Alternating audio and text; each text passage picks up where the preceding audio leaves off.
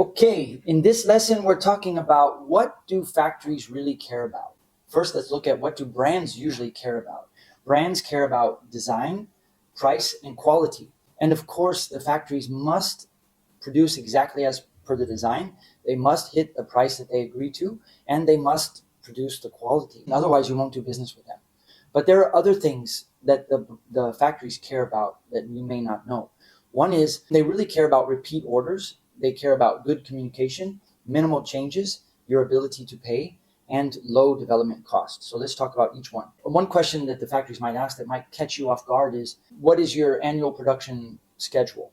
And what they want to hear is that you already have thought ahead as to how many times throughout the year you will order. So like, what's your repeat orders? Because that's what they want. Because they're looking for long-term business partners. They're not just looking for someone to come in and do a one-time order.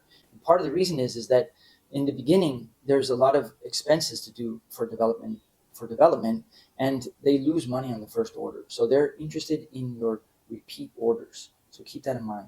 Then they also want to work with somebody that knows all their details, the details of the garment, and can communicate it clearly. That's where hyper clear tech packs come into play. We talk about tech packs more in lesson 6. Very clear production contracts. Then understanding technical jargon like AQL, HPS, CIF, concepts of setting up a line or relaxing fabric. Knowing these technical abbreviations and concepts will help the conversation, and also the factory will respect you because at least you know about some of these technical topics. Moving on, they don't like changes. Factories do not like changes. Every time you change, it costs them money.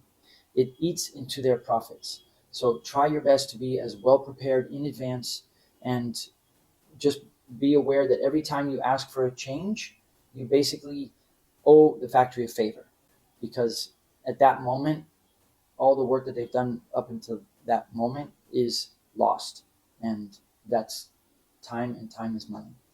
They like customers who are easy to work with, and they kick out customers who are what I call headache customers. So try not to be a headache customer, and just, if there's things you don't know about, be humble. If they, ask them for help. If they give you help, make sure you write it all down so you don't have to ask again, and just be an easy to work with customer, and they like that. Next is your ability to pay. They may not ask you outright, but they're thinking about it, and they want to make sure that you can pay on time for the deposit and the final payment before shipment. And they're also thinking about the next order. And do you have enough capital to make the deposit for the second order, even though you haven't actually sold out and recuperated your money from your first investment in the first order? So if you're well financed, don't be shy, let it be known. If you're not, think of a way to address that issue such that they don't have any concerns or fears about your ability to pay. Another thing is not just do you have money, but do you know how to do international bank transfers? Because here's an insider tip that I've seen happen more than once, where there's like, the production is done, the factory wants to release the goods to the freight forwarding company to ship it out on time. But it's now the responsibility of the buyer to make the final payment. So they go to their bank and they try to process an international bank transfer.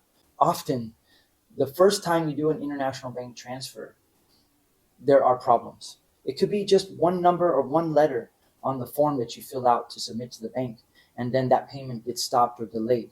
I've seen payments take as long as 1 to 2 weeks when they should have taken 1 to 3 days.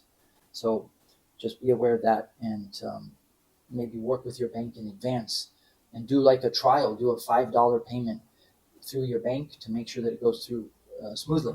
The second and the third payments will go a lot faster because the bank has already saved your bank details, and they'll just copy paste it, and the second payment will be very smooth. The last thing that the factories care about is keeping the development cost as low as possible. So let's say if it costs the factory $5,000 to help you develop 10 different styles and go from ideas all the way to approved pre-production samples, but then your quantities are low and the total profit that the factory makes is $5,000, it's a wash for them. They don't make any money. It's a waste of time. And they're very much aware of their development costs, and they're very much aware of what their profit will be if they accept to do your order. And if the profit is the same or lower, they won't work with you. So be aware of that. You can assume that factories make between 5% to 20% profit.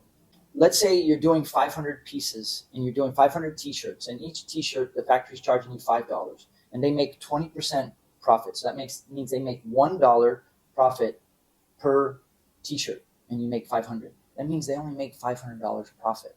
But the cost to work with you to go from the initial meeting all the way to pre-approved or approved pre-production samples will cost them a lot more than $500.